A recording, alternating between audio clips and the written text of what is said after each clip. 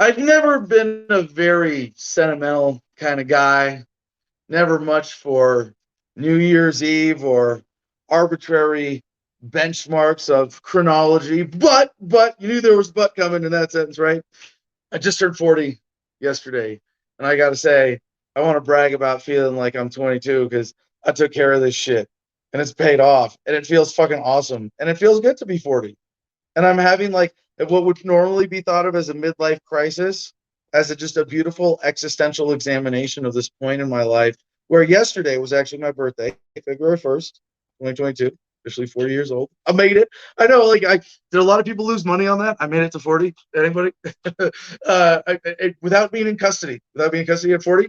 You thought I'd have a life sentence on me by now, right? At least a few decades.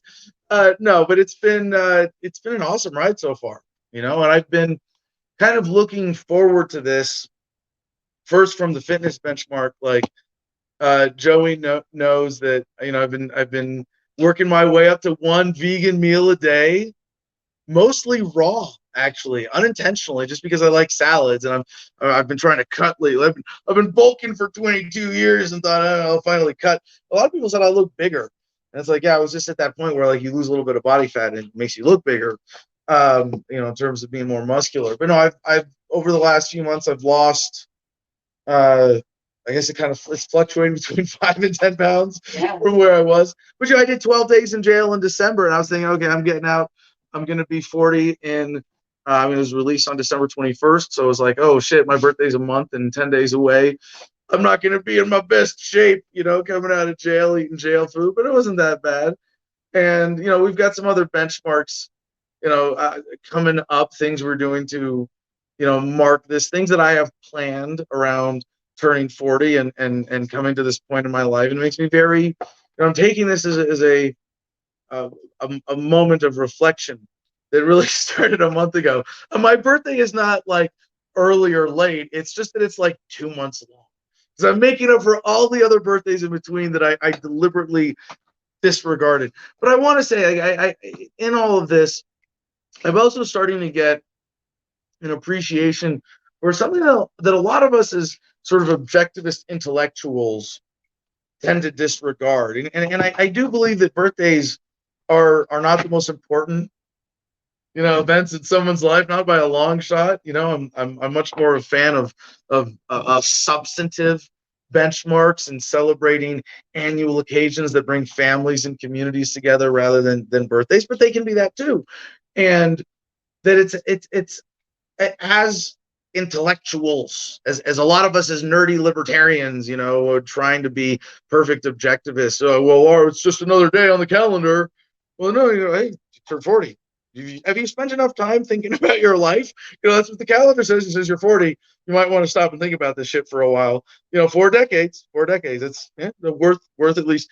So I started this, like a couple months ago, really looking forward to. Oh my gosh, I'm gonna be 40, and I'm very optimistic about my own life, and I'm very optimistic for people who have the opportunity to live well the way that I do, and for everybody who isn't, but maybe and may make it to longevity escape velocity, that point at which life expectancy goes up by more than 1 year per year, and then nobody really dies of old age anymore.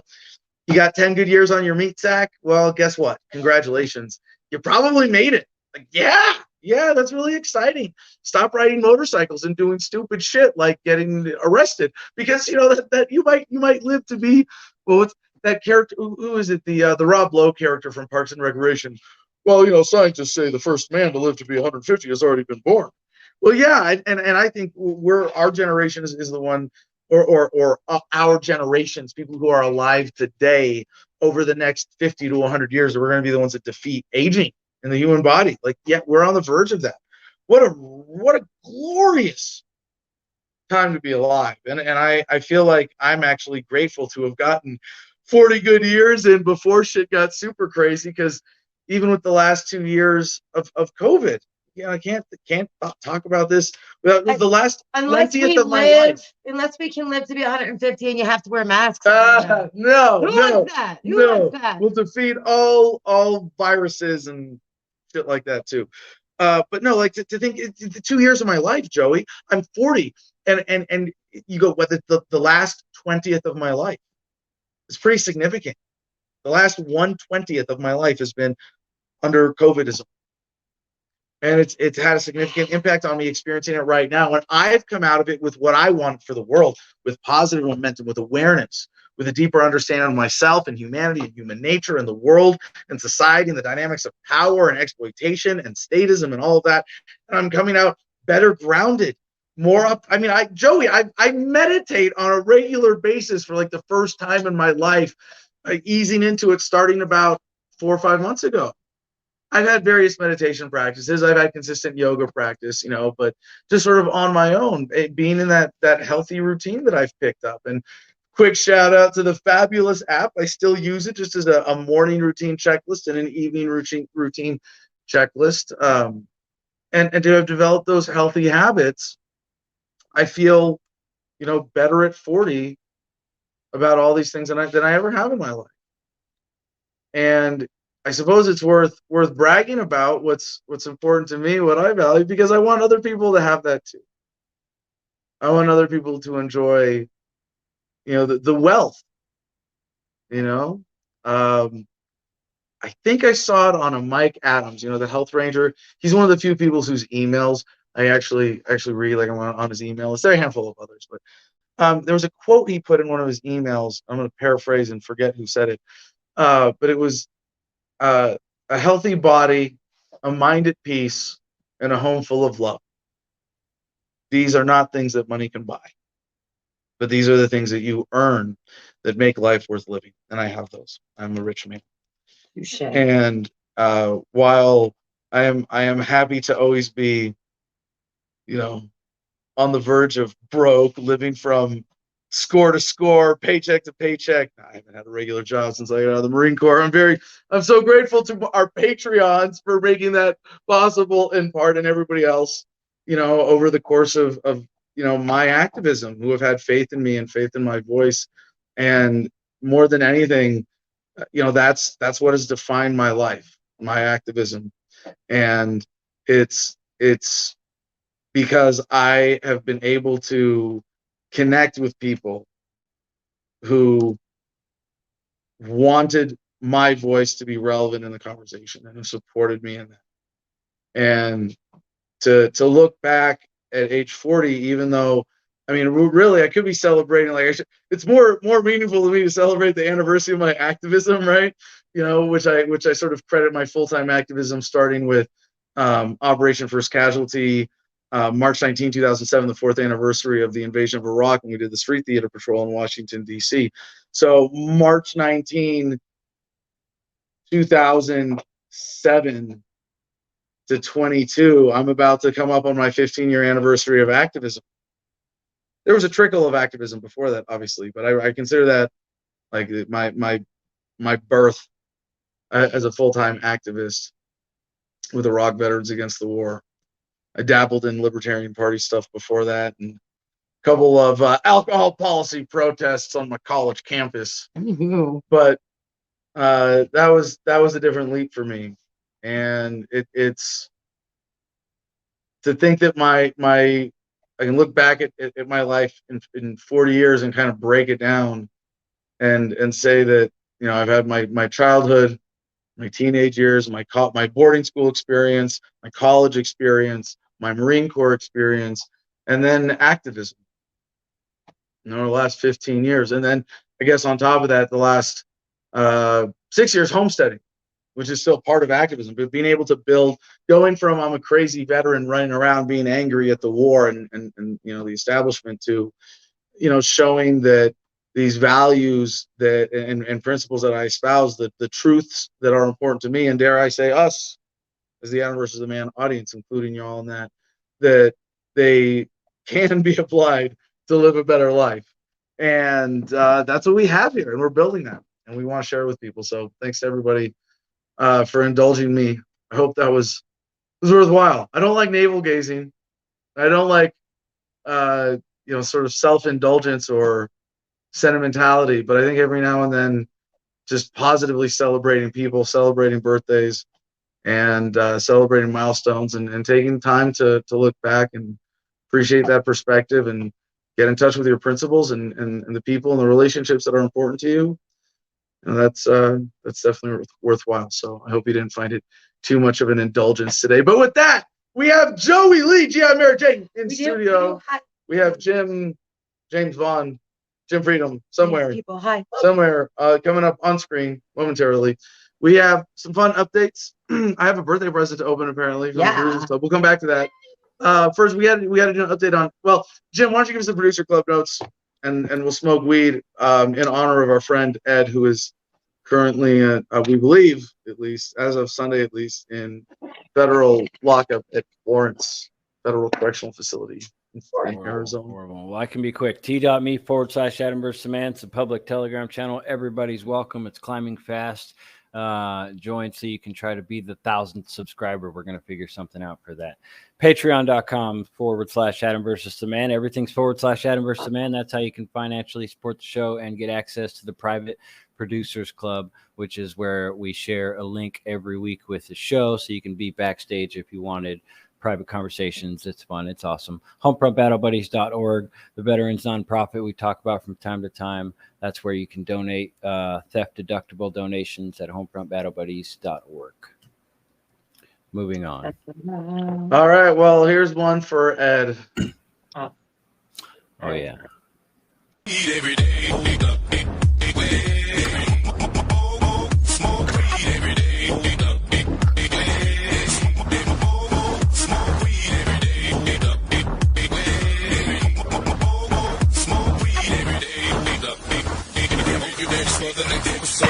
All right. Well, we heard from Ed Sunday. He was doing well. We've been taking care of some logistics things for him. We've been in communication with some attorneys. We've been getting shit done, but it is very frustrating to know that he is caught in a part of the state apparatus that has got its teeth into him pretty deep, and best case scenario is still going to take a while. But what we're looking at is that they are really pushing plea deals with this, and if they give him a pretty juicy one, I don't know if he wants to fight this all the way out, but if not, he's ready to go all the way, and they might ask him to plead to a felony, which means that Ed Vallejo is going to be a household name in November if he's still at trial around the midterm elections. But I think the Democrats, everybody involved, really want this resolved before then. They're not going to let it go to that. But he had his arraignment on Friday by video call to D.C. The judge there said they are intent on the trial going forward with the date July 11th, I believe, right? There's an April date for the other Oath Keepers charges and July 11th for the seditious conspiracy batch of charges as a singular trial. I think they're trying all 11 together with that. It's going to be either they're going to get a bunch of pleas or it's going to be a surrogate. So it's interesting to see there's going to be some coordination. Today I got to speak to one of Stuart Rhodes' attorneys personally on the phone, so that was kind of nice. We're making progress. We're making contact. Hopefully there's some coordination there. But it does put us in a bit of a challenging position with the overall political dynamics of this. With Donald Trump recently said that if he was reelected, he would pardon everybody who's in jail for January 6th stuff, right? Not, maybe he didn't use that exact those words. He said he was going to, and now they're yelling at him. The conservatives and Democrats are yelling at him, saying that proves that he's unfit to run for president again because he's already offering pardons to people who haven't been convicted. Well, about that stuff, it's sort of bullshit petty theatrics compared to like the criminality of the state itself. They're bickering over like, oh, well, he said this or she said this, and it's like Trump's unfit because he's crazy.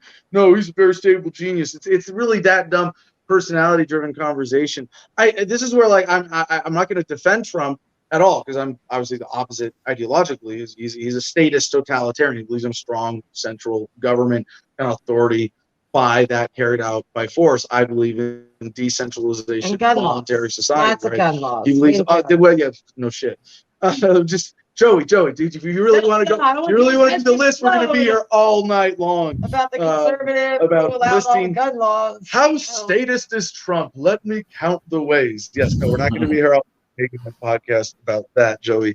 But no, I will say, in a sense, that I am grateful for the Trump phenomenon of shaking things up. That even if he's in there doing that, there's an expectation of more engagement, more destabilization of the system as a whole. And I'm all for that.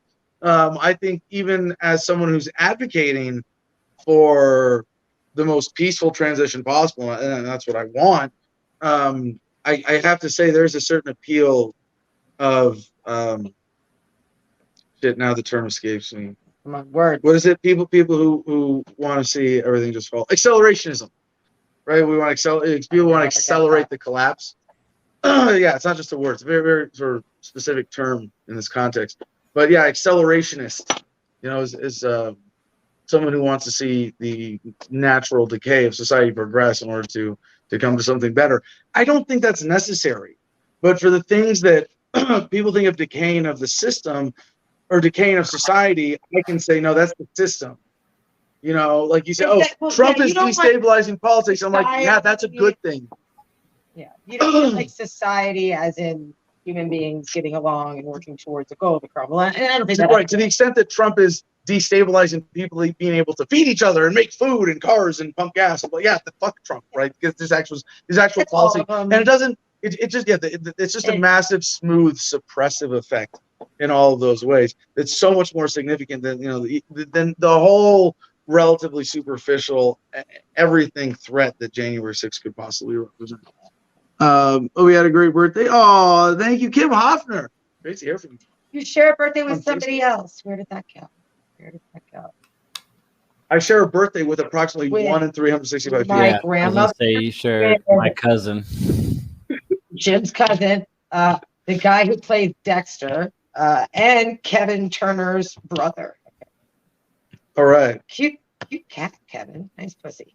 If I believed in astrology, I'd say it was a good day to be born. I think so. Do we need to cover anything else with Ed or Oath Keepers or we're gonna get through a few more quick subjects here. And then we have the Oath Breakers segment. We're gonna do the video of me ripping up the Constitution. And then tonight we're gonna take some calls or respond to comments. After we take that little break. Joey, did I miss any comments? I'm supposed to you need me to read into the record. I saw a lot flash on. Anything that needs to be added to the record. No. Colette Allen is watching from England. So. All right. Hello from across the pond. We are international. No. Live and international. Colette's been around forever. Yeah. Oh yeah. God bless her. We're good. Nothing else to lots of happy birthdays, but all right. We had to pop them all up. Thank you for all the sentimentality. All right, so teasing ahead our guests next week. We have two very interesting guests. First, Tony D'Orazio is a New York Libertarian Party activist and candidate who is running for national chair in Reno. And I think Joey's been keeping up more with the LP gossip than dumpster fire. So exactly. See, I've been just observing from a distance. Joey's been because Joe's still on Facebook. Yes. So I'm on Facebook for Oath Breakers. In high school, when there's a gaggle of cheerleaders and football players arguing at recess, and you kind of listen in and you giggle at a couple of the back and forth, and then you get back to doing what you're doing anyway because it's all nonsense and drama. That's kind of how I'm handling the LP drama right now. It's terrible. Except that it's scary because it's something that we have invested in, and so many people have invested in, and we see it as a resource for humanity and the movement and the cause and human progress and et cetera, et cetera. And to see it mishandled is tragic when you understand its potential, right? Axl Rose tried to tell us. Nothing lasts forever. In the cold November rain. In the cold November rain. The Reno convention. No, and I've always been registered as an independent, and even when I got active with the party, I didn't change that with the federal government. God, I sound like such a statist right now. But no, and it's because I just don't. I've watched the Democrats and Republicans flip back and forth on issues my entire childhood and adult life. I don't trust any political party to be able to go under the radar without being infiltrated or changing their mind or just new member base that changes all the principles. So while I agree with the principles of the LP today, as we're talking, I can't promise that they're going to stay the same forever. So I will never be able to say that I align with them for life or anybody else. No hard feelings, guys. I love the LP at the moment, but can I even say that? It's just so much drama. And none of it productive either. If these are productive arguments, great, but just not. I don't know. It's one of those paradoxical moments too, where you say, do I just ignore it or do I get up there on the front line and make sure everything gets fixed? But see a lot of people walking away, so we'll see what happens. Hopefully a new chair can. Our producers club friend Matt Baxley is already booked for Reno, so he'll be there, and his voice will be there. Yay, there's a choir. I'm singing in the Libertarian Party choir in Reno. Really? I don't know how I was found for that. It's because and why anybody would think with my raspy smoker's voice that I always have for this show that I would sing. But no, I actually used to be really good at singing. I feel like with a little bit of warm up and a little bit of practice, I could at least lend a little volume to an amateur choir from the bass baritone section. I sang Carmina Burana. I sang in the bass section because I could sing either bass or baritone. I sang in the bass section in my college choir for Carmina Burana. Oh my gosh, we're gonna pull that up. Like our opera of sorts. No. It is like the most overplayed I was movie in choir song all the way up through high school. From every over dramatized movie moment ever, I give you Carmina Burana. Give it. I'm loading it slow. Here we go. We're gonna get censored somewhere for this. No, we're not playing that on YouTube. Yeah. Okay. Yeah, fuck it. We've escaped censorship. And now I don't care to have the production values to put a bunch of music and stuff. The only thing we do is Snoop Dogg and Dr. Dre. To be on the show now. Yes. Facebook might copyright it, but you're not monetized there anyway. Yeah. I don't know which version here is the right one. Let's see. 23 million views. It's an hour, 11 minutes, and 11 seconds. This particular recording of it, and I did this in a live choir with the concert orchestra, and being in the middle of it was such an epic performance. It's so sensory. Get ready. That's that mosh pit feeling. Yeah, but it's this. Oh, here it comes. Warm up. I don't know if your signals is low. No, here. They're warming up. They're warming up. All the build. You're gonna be that song. You were in the middle of that song. How long is this gonna take? Sounds like they're warming up. Yeah. So kind of fast forward. I don't want to fast forward. You have to hear the. I'm only gonna play the first 30 seconds, and you're gonna be like, "Oh, holy shit, that's awesome." But now I'm like, how long is this version? This better be worth it. Better be the best version ever.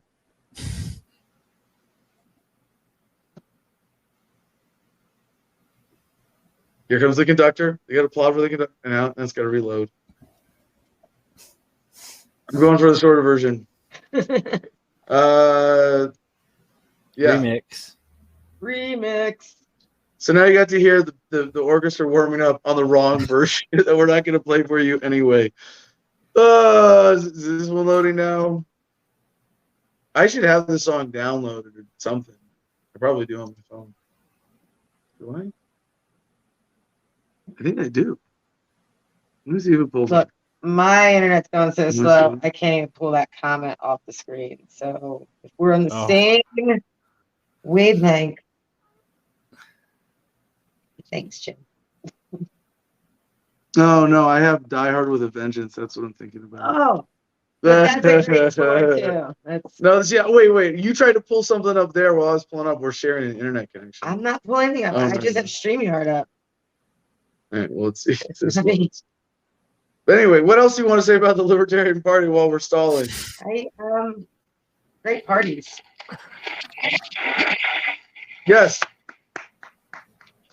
The Libertarian Party is the best party. Ain't no party like a Libertarian Party. Because the Libertarian Party don't stop.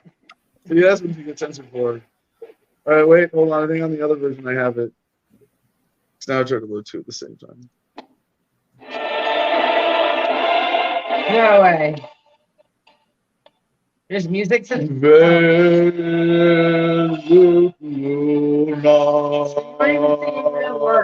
Start to barring no village.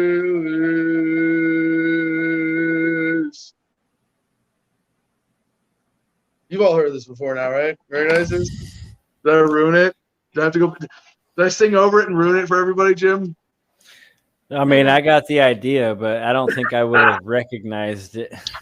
It was hard to hear. Your singing over it did mask it a lot. It was cutting in and out. Were you singing that? You sang that in jail? Well, yeah, I sang it in jail. When I do it in jail, I'm surprised they didn't put you in psych just for that. I only know like the first few words, and I just make up the rest. They're not words. No, they're words. It's Latin or something. They're not words. Oh, Fortuna, Bellu, Luna, Statu, Loving, Nobody's. You can look into it. Yeah. They're not words. Yeah, but I sing it well enough that you can recognize it. Yeah, I'm sure I got a chuckle out of a few guys. I'd like to see a one in the chat. But I sing this in jail in like the echoing hallways. A two if you don't. Elf de Crecis. Elf. They start to blah blah blah blah blah blah blah blah blah. Yeah, that's not what we're going to be singing at the Libertarian National Convention. Don't worry, but no, we're singing. Promise. Shit, I got an email about it. Something fun. Promise. Something fun. What else do we have? Other conventions that are worth mentioning? We're going to the California. We're going to be at the California Libertarian Party Convention in 2.5 weeks. Something like that. Very much looking forward to that. Wait, so anyway, that's so Tony D'Orazio. I dig that. We're going to be covering the LP chairs race because we're going to make him talk about his competition because that's how libertarians roll. It's going to be fun, yeah. And then, no, but I know Tony. I like him, of course, and it's all very friendly. And I'm honestly not paying any attention. I don't have a horse in the race. I'm happy to just be like, cool, you're running for chair. Tell me about it. He's someone I don't know who else is running. I haven't even looked at his credentials by my standards and been like, oh, do I want Tony to be chair? I mean, I respect him. I like him. Let's have him on the show. You know, he's a cool guy. So he's going to be fun. I don't know who else is running. We also have Bethany Hill from Mississippi. You want to give can you do like a quick update on Mississippi situations? That's all settled because 10 minutes before the show, I was bitching about learning more fuckery out of Mississippi. So just a quick background story. 74% of Mississippians said yes to medical cannabis on a ballot. You know, those things you check off where the populace agrees or disagrees. Those things that are supposed to be sacred, right? 74% said yes. And the governor, who was just voted in this term and just started in 2021, decided that he wasn't going to allow it to go through on a technicality requiring signatures from 5 congressional districts when actually only 4 exist. But they've been fighting since January of 2021, and it went into effect today. And I was so stoked, and I made posts and congratulations, Mississippi, spark it up, yay, weeds and woohoo, baby steps to freedom. And then I found out that no, they're in a 5-day purgatory holding period where the governor can veto it if he wants to.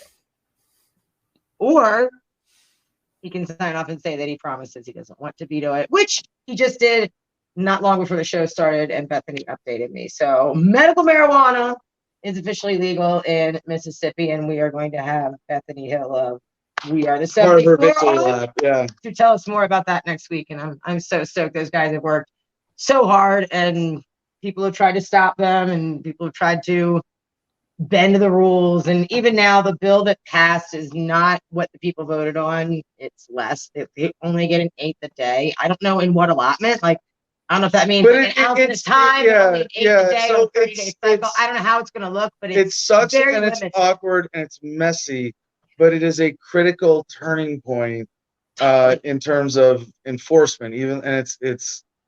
I mean, It's marijuana legalization is almost boring to me at this point, right? Like I'm on a bigger, better things, but it's still boring, worth celebrating. People are still literally dying over it. Yeah, and, yeah.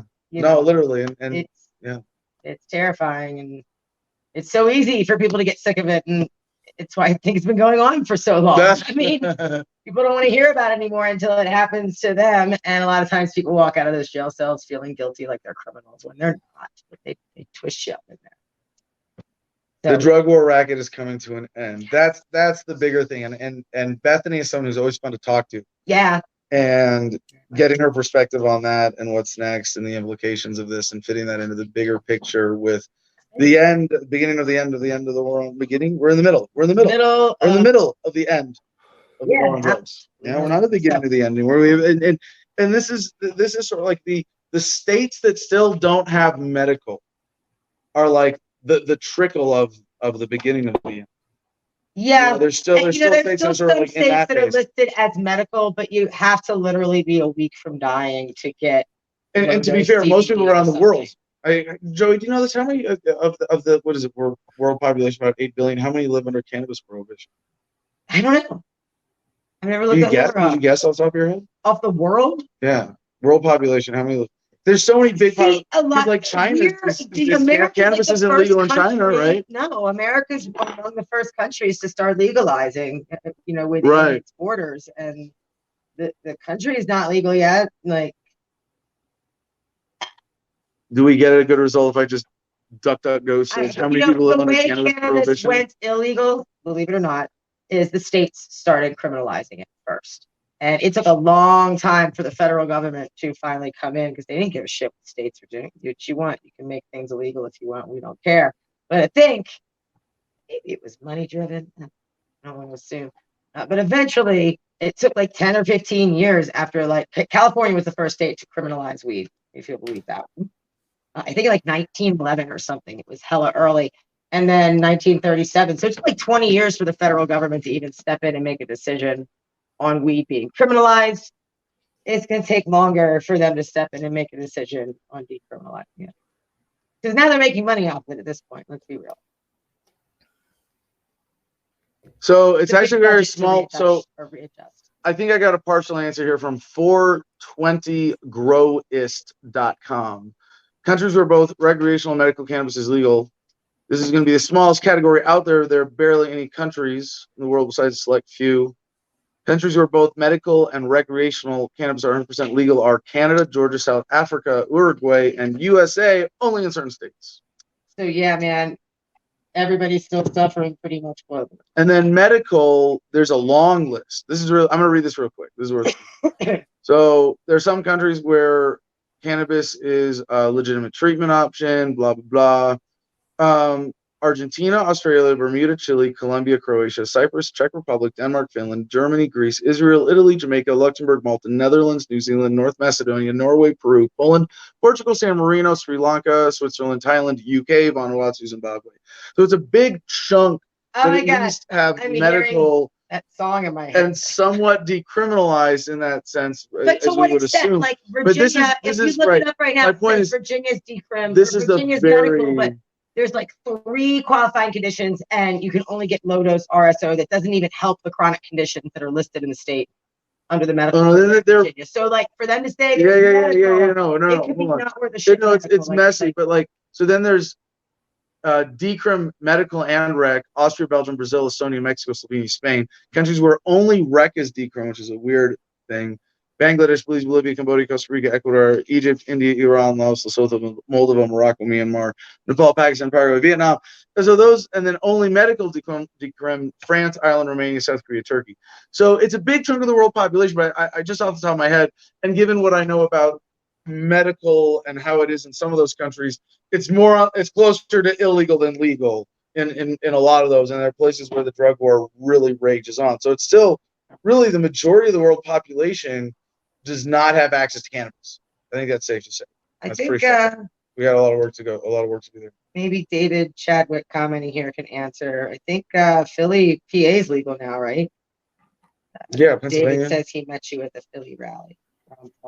Well, no, I was part of the effort to decrim Philly with N.A. Poe, and there was an epic, one of the Ron Paul 2012 rallies, Philly in the Rain, was a front of Constitutional Hall, was really epic. Good memories.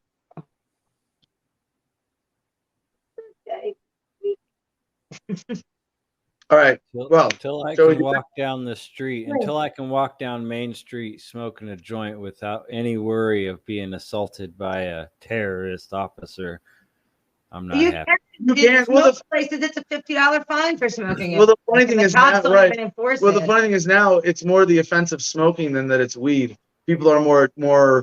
You could walk around with a vape pen anywhere, though. Yeah, you don't get arrested. Yeah, you I know that's true. But they sell CBD. But I want to walk around with a joint. Like weed, so like they're not even going to approach you. Yeah, we're there, Jim. Like really, most of the United States, if it's we're like there. If you're not being a dick with your smoke, being in people's faces with it, and a cop just barely passes and gets a whiff, like most places in the United States, most cities, like through it. Yeah, well, we're there. Like that's not that big a deal. I mean, we're not. Still there, I'm not saying it's universal, and I'm not saying, hey, if you're black, that's get harassed in a lot of places. Terrible. But anyway, time for it. Okay, so the Producers Club. Chris, you can answer this. Well, oh, go ahead. Can I single it out mostly? Did you Chris Cole? Chris Cole sang me a wonderful custom birthday message earlier. But no, I'm not breaking my diet for my birthday. God. So yesterday was the one day I actually ate just right. All right. So the Producers Club, mainly Matt and Ant. Thank you guys. Big ups. To you two for making it happen. Got together and I mean, just look. It's paper. Oh my God! This is the best stuff for starting fires in the stove. Oh my gosh! Well, you already got me like a really awesome mug. Oh, you're right. Show off. We should show that. That's really classy. I need something to drink. You can't use it. Wait, aren't you gonna? I'm gonna get through the paper in a minute, aren't I? This is how you wanted me to do this, right? Oh my God! Well, now there's Joey at the moment of truth. A cat got into the. All right, well, we're gonna break in a minute. Yeah. All right. Oh no way! Now listen. So this is hand carved. Oh! Look at that piece. Hand carved. This guy usually books his designs. He makes jewelry and he whatever out of. He does it out of elk bone and wood.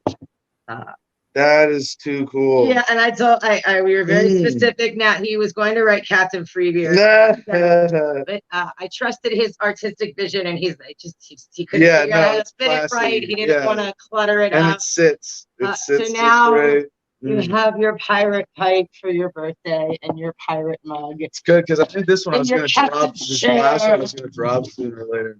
Well, thanks everybody. That's very, very appropriate. Now even the puppies are because the cat's over there. All right. Well, let's do that as our first caller after we do the Oath Breakers video, shall we? I like that. And you're gonna get your pirate pipe ready. So yes, for another smoke weed every day after the video. I'm taking calls and responding to comments after this brief break. It's an 8-minute video. And I'm very proud of this. Like I did this Monday night, pretending that it was yesterday, so we could release it yesterday. So Oath Breakers was born, and I the video kind of speaks for itself, but having to take questions about it, it's a fun project. I just want to preface the video by saying I'm already really happy with it. Thank you. Marcus Pulis put out a press release for Oath Breakers, and I haven't gotten any interviews yet. I've stirred some shit on Twitter. We've stirred a little shit on Facebook. It's a good constitutional perspective re-education exercise. And I should give a shout out while I'm thinking about it here to the book that partly inspired this, America's Counter Revolution. And actually, I've been bragging about as if the topic of this as if I'd read the entire book for years, having just read the Amazon description of it. But it's the my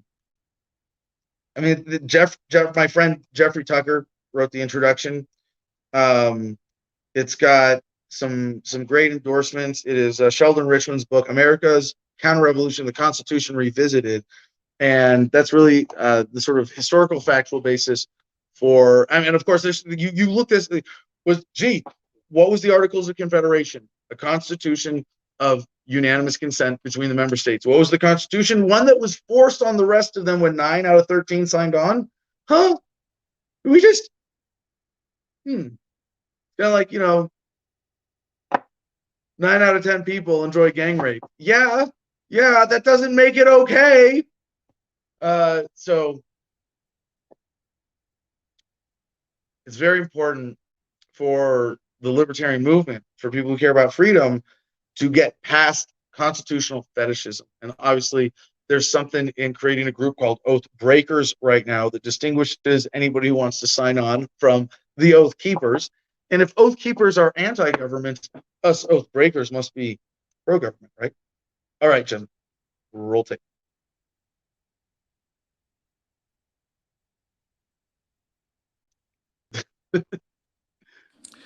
Hey everybody, this is Adam Kokesh. Today is February 1st, 2022, and I'm very excited to be joining you to talk about a new group called the Oath Breakers and a sacred document you may have heard of called the United States Constitution. Now, why now? Well, you may have heard of a group called the Oath Keepers in the press lately. You may have heard about our friend Edward Vallejo, who is currently in federal custody, who, while not a member of the Oath Keepers himself, seems to have fallen in with the bad crowd that everybody is hating on these days.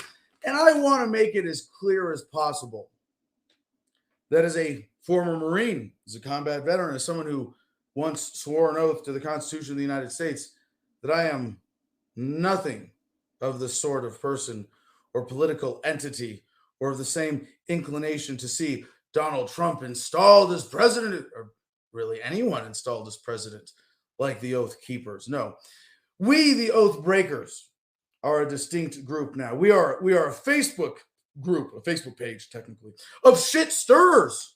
Yes, of a different sort. And we definitely do not stand for the U.S. Constitution. No. As I may, if you will allow me, read the manifesto of the Oath Breakers. We, the Oath Breakers, I know it's sounding redundant already, stand for peace, love, freedom, truth, and consent. Consent above all else. We pledge absolute commitment only to nonviolent means, to only nonviolent means of achieving our goals. While some of us are motivated by having sworn a false oath to the U.S. Constitution and having done violence on behalf of government as a result, we all unite in rejection of false authority, false oaths, false history, and the current U.S. Constitution. No, obviously, in my case, it was as a Marine. I swore an oath to the Constitution to defend it against all enemies, foreign and domestic, not understanding what it was in history, in context, or in principle. Or that swearing that oath to the Constitution would lead me to volunteer to be a war criminal, at best a party to war crimes, as all of us are in the age of the global war on terror, who have sworn an oath to the U.S. Constitution as part of our oath of enlistment in the U.S. military. All right, back to the group, Oath Breakers, the manifesto. Some of us are constitutionalists, but all recognize that for a constitution to be valid, it must have the consent of the governed, as described in the American Declaration of Independence. A valid oath must be sworn by sober free will, not under threat and free of false pretense. Given the unethical history, nature, and premises of the U.S. Constitution, no oath sworn to it can be valid. Informed consent is an ethical and legal obligation of government and originates from the individual human's right to self-determination. We have been lied to about the nature and origin of the U.S. Constitution, and the government maintains these lies as truth. Before the coup of 1789, America was governed by the Articles of Confederation, a constitution that required unanimous consent of the states to change or replace it. The coup created a strong central government with the power to tax, maintain a standing army, and create a central bank, policies opposed by many founders. The document itself violates the concept of consent by assuming power upon the approval of just 9 of the 13 member states. Not to mention that it legitimized slavery. While children in government schools are taught the Bill of Rights protects our rights, it is gaslighting to suggest that government protects rights more than violates them. Not only does the Bill of Rights fail in its supposed intent, but it also fails as a fig leaf to cover the actual intent of the U.S. Constitution. To fuck you. It is the intent of the U.S. If the intent of the U.S. Constitution was to create a government limited by principles, it would be a gross denial of reality to suggest it has achieved that goal. We care not of the professed intent of the framers as we know them by their fruit. An out-of-control, overgrown government that exists on the premise of violating individual rights in the name of the U.S. Constitution. While we oppose this government because it is non-consensual, it would be absurd to call us anti-government, as it would be to call someone anti-sex for opposing rape. If you define democracy as rule by the people, we're for it. If you define it as majority rule voting system by which the majority supposedly grants authority to government to force their will on the minority, we're against it because that system violates consent. No individual has the right to force their will on another, and people don't magically gain that right by the process of voting or ganging up on their victims. We find that subservience and obedience to unjust authority is a sign of weak character and low moral fortitude. While in the land of the blind, the one-eyed man is king. Now, who could that possibly refer to? I'll give you a clue. He goes by a stage name, but his real name is Elmer Stewart Rhodes. That is only true so long as the people remain blind. We hereby call on all oath keepers to the current U.S. Constitution to get their shit together and join us in condemning their oaths, the U.S. Constitution, and the conceptually, practically, and fundamentally evil government that it has spawned. Now, our website is oathbreakers.club because it's a club of all the cool kids who have figured it out. And for now, it just redirects to our Facebook page. If you want to contact us, oathbreakersorg@gmail.com. Now, as for dues to be paid to this organization, dues are paid daily to your conscience. But if you want to donate to support us doing more Oathbreaker stuff besides a Facebook page and silly memes, feel free. You can PayPal us, oathbreakersorg@gmail.com. You can find all of our crypto wallet addresses on our Facebook page. And this is an important time for the progress of humanity, for us to realize what the U.S. Constitution represents, that although the American Revolution was a glorious step forward for humanity in overthrowing monarchies, we did not overthrow the concept of centralized government by coercion that denies you your right to deny government consent. A lot of people today are still fooled as fetishists of the Constitution to romanticize this document, to lament that America has lost its way because we have lost sight of the principles of the Constitution. Well, no, it is the principles of the Declaration, perverted by the Constitution, that we should bear in mind moving forward. Some complain, these Constitution fetishists, that the Constitution is being shredded every day. I say, the sooner the better. All right. And while that was happening, we got a new patron at patreon.com/Adam vs. the Man. Thank you, John Jones, for joining the crew. Very much appreciate that. Hey, John. And I got to say, now I'm enjoying my pirate mug. It was Joey's birthday present for me. But you know what? I couldn't enjoy it without the steel straws that we got together all those months ago, because now my mustache is too big To sip. for me to just like sip like a normal human being.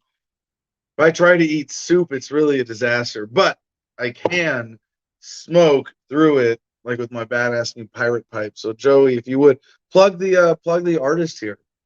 Yeah, so I totally ran across this guy on Facebook by mistake, on accident, and he's awesome. And if you go to velvethammer.store, you can see all of his work.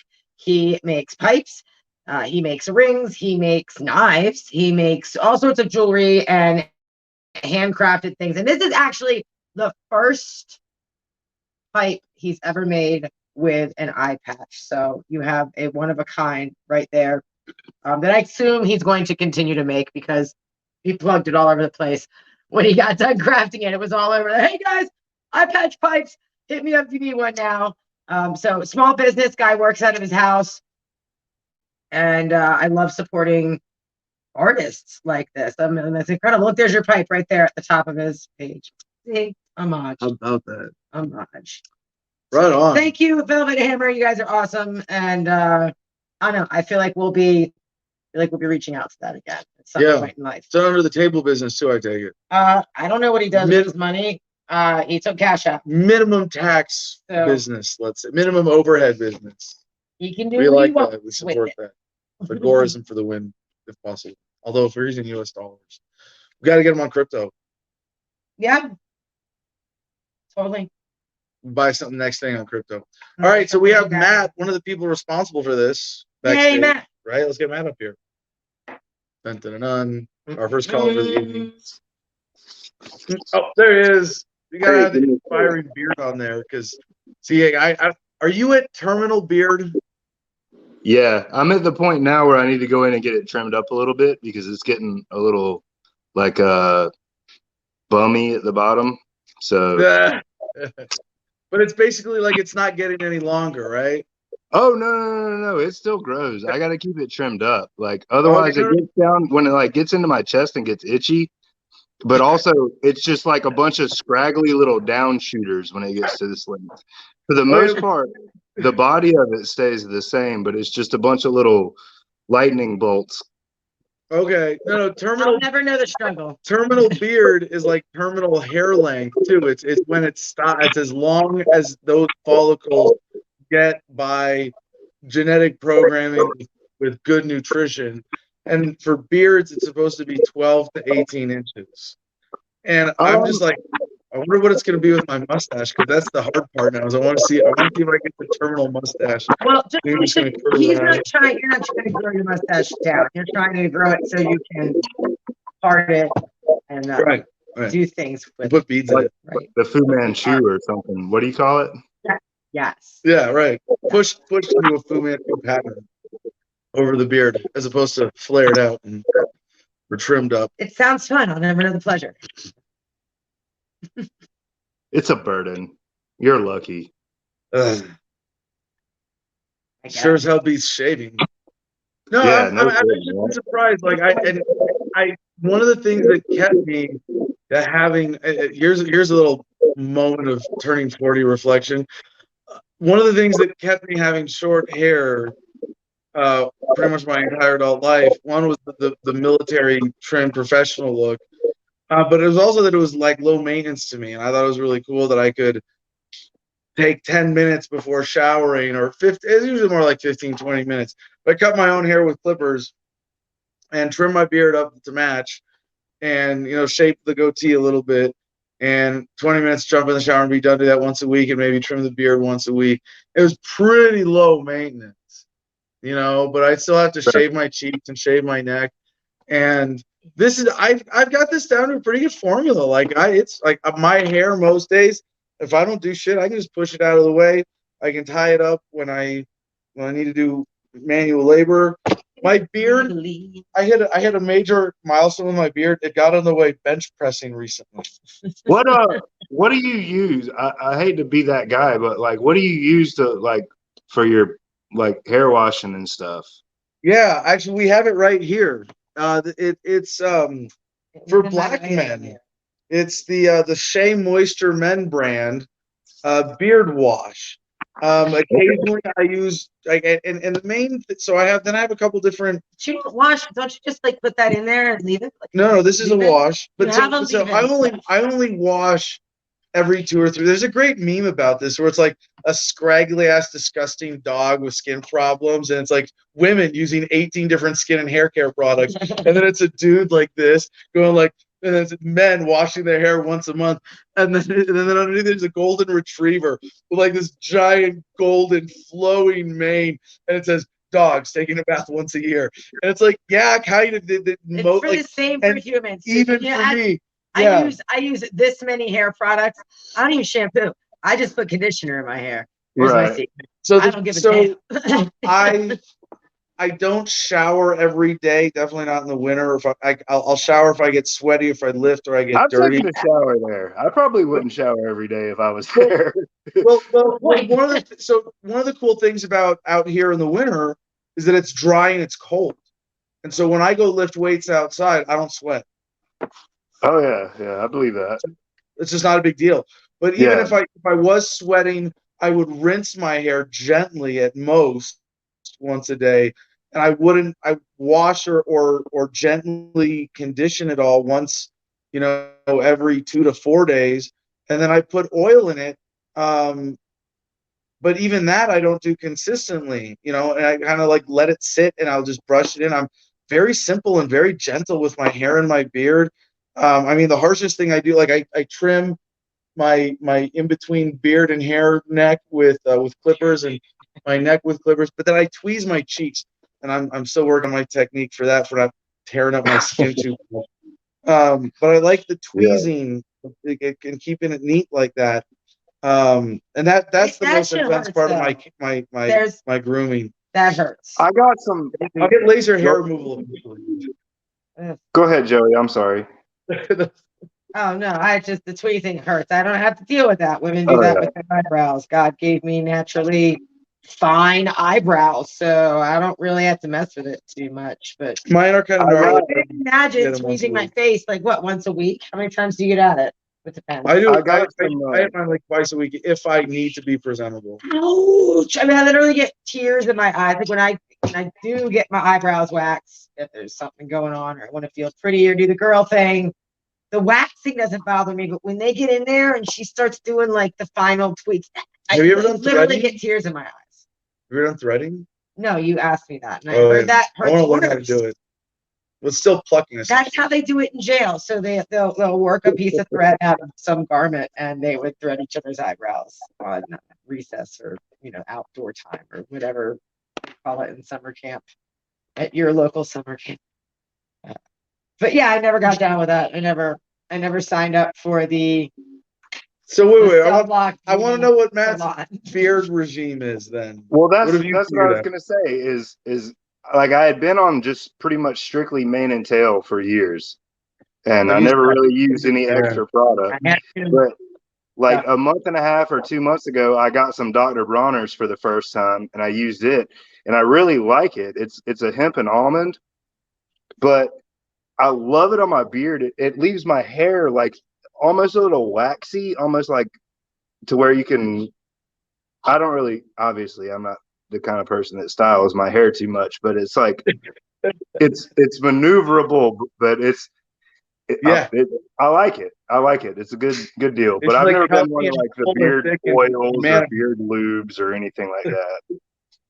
Yeah, yeah. I just say keep it simple, keep it natural, keep it gentle, and do Well, as little as necessary. I'm not sure right? that mane and tail is natural or anything like that, but it's like what, $5 for like a gallon of it. So Yeah. You know, But it's actually mane and tail, as in it was actually developed as a horse shampoo, and then it was like, well, hey, we can use this for people. People enjoy it, and it's just that the ingredients are so simple, right? I don't know that it's. I'm not trying to do a product endorsement here, but no, it's a brand worth considering, right? brought to Dr. you. Bronner's is better. I've gotten bars from home, small business soap makers that are for body and hair. So I keep that in my gym bag too. I don't have to use that. Baby shampoo. Baby Yeah, keep it simple, keep it gentle. Like Don't fall into this is Babylon's beauty product trap. yeah, we're They gonna try to get you on both, and the minute Johnson & Johnson makes baby shampoo, right? Don't support Johnson & Johnson. right now. Dude, I see it in the truck stops when I'm traveling. Like now there's like this expensive ass row of beard and like we can connect this to corporatism and statism and consumerism. And I was like Earth Fair and they tried to upsell me like a $20 beard comb.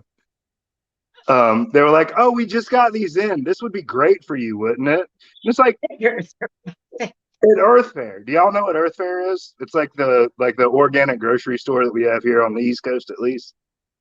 What's it called? Earth Fair? Not heard of it. No. No, it's just like an organic grocery store. All they have is organic stuff, and it's cool. I like it. Good stuff. But they have really cheesy knockoff, like fake brass beard combs. And they were like, "Oh, did you see these? You should get one of these while you're here too, buying your reishi mushrooms and whatever else you're getting." I got to say, one of the things we've leveled up in recently in our conscious consumerism is the farmers market here. Yeah. The local, and it's quasi local. But it's area at least. Farmers market every Saturday in Ashfork, and I'm able to get almost everything I need except salad dressings and avocados, right? Trail mix, and I could do fried onions myself with that stuff there. I'd be okay with that. They have onions, but I'm like, today is seasonal, so it's like we spent $65 for a big bag of groceries for both of us, and it's less than what you would spend on that at Whole Foods for what we got. Yeah. Especially because we got I got like a pound. It was a pound of gourmet mushrooms. It was $15. It would have been like $30. Oh, yeah. What is it? Abalone. If we abalone mushrooms. over, they would have searched the whole vehicle over that. That's what I'm frying up here on the wood stove in extra virgin organic olive oil. Right after the show to go on top to get poured on top of my salad with avocados and all my fresh greens from the farmers market. And so cheaper than what I would have spent at Whole Foods. Absolutely. Conventional grocery store prices. I get local organic, and that bag of groceries, that was pretty much everything I need for my salads. Like 80%, 85%, something like that. Yeah. So I'm eating pretty cheap too. You talk about being rich. Part of it is having the knowledge and confidence to eat well and eat right. Money. You don't need a lot of money. I'm preaching, but I'm not condescending because I'm just figuring this out and building it for myself, and I started 6 years ago here. A long time ago. And I've been from going on the road in full Babylon mode.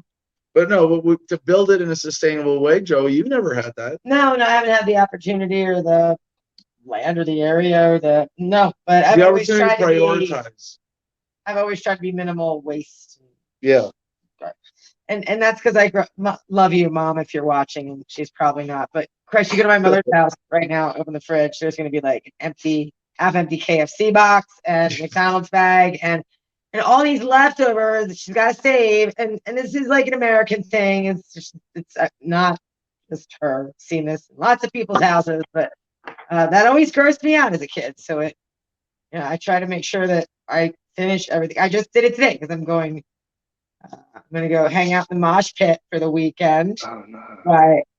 I wanted to finish. Yeah, I went through yesterday and today, making sure that anything that was open left. Did Matt drop because we started talking about so many other things? Did he want to talk about something else? I don't know. I hope because I was literally about to segue. We'll go back to what your cool adventure coming up because we should cover that too. But I was about to say, hey Matt, do you mind if I interrupt your phone call for another completely unrelated sidebar about the greenhouse in Gardenia? I bet it was just the connection. I did read, and this is kind of funny, but kind of not. There was some solar flare that hit Earth today.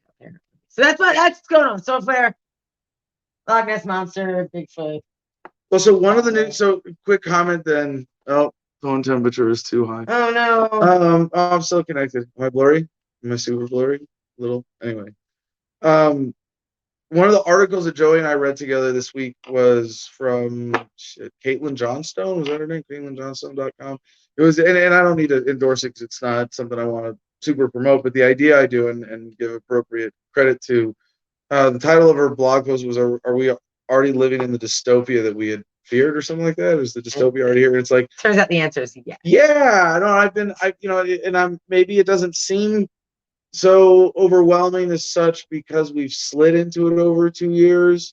And I still am hopeful that we're going to come out of it, but we're going to be in it for at least another year or two, like if not more. I don't want to be overly optimistic because that's the one big thing I was wrong about. But I do think we're going to come out of this with positive momentum. It is around 2 years from now, but there's 2 years, at least a year to 2 years of like really strong negative momentum. You quantify that number. Economically, it may subjective assimilation of a dozen different dynamics that I don't even care to say that I'm right about or wrong about. It's just one possibility that I want to point out because I have to also point out in this regard, I could be completely wrong in one direction or another, but I'm pretty confident saying that at least it's going to keep being shitty for at least another year. So when we say like we're in a dystopia, like in a state of society that is dystopic, that is a surreal, authoritarian social situation, political, economic situation, but it's also happening at a time in human history when we have more material wealth and productive capacity than ever before. It's a very interesting time to be alive for a lot of reasons, and you cannot ignore the dynamics of COVID with that. Obviously. No. So, all right. Do we have any other callers? No, we do not at the moment. No. Well then, let's wrap it up. I want to eat. I'm hungry too. I don't know what happened to Matt. I bet his phone overheated or StreamYard did some crazy stuff. Oh, what got me on that kick because I wanted to cover that. I want to mention that at least at some point in the show. The idea that we're already in the dystopia, and that here in Gardenia, it's like it feels good. We've got our escape pod. It's not fully built, but it's like we're scrambling to to put together self-sustainability. We're at a point where if the shit hit the fan tomorrow, we could be ready. Yeah, it would just be a little bit more work than anyone would want to do right away. I could be totally wrong. Our overlords could get away with making things much worse for a 5 to 10 year period easily. I don't think they could get away with more than that of the nature of the shittiness of the dystopian reality we find ourselves in.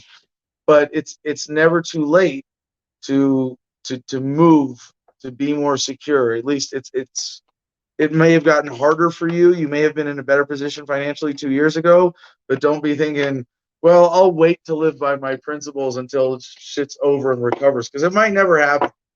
So for all those reasons, not just living by your principles, living this way, not just being safer and happier and healthier, but being more secure.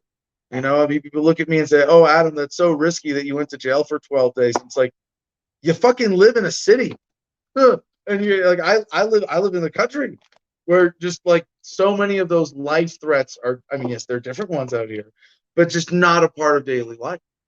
And certainly, dying of pollution and chronic disease and eating too much processed food is something we do a pretty good job of minimizing out here. So, You're looking at me while I'm eating my popcorn chips. Oh yeah. Processed food. Yeah. Oh yeah. That's gross. No, that stuff's relatively. This is the best stuff.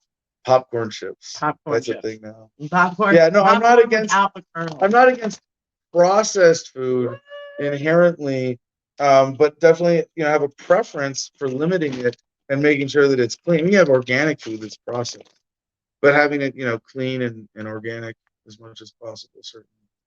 Anyway, I'm gonna go eat my dinner. No more smoke weed every day. Jim, give us the last couple reminders. One more producer notes. We cover review. He's working on it.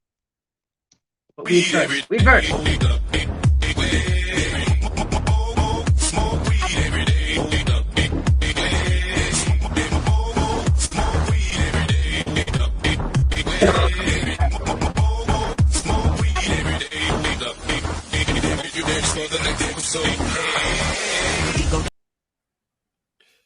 D-O-double-G. Yay.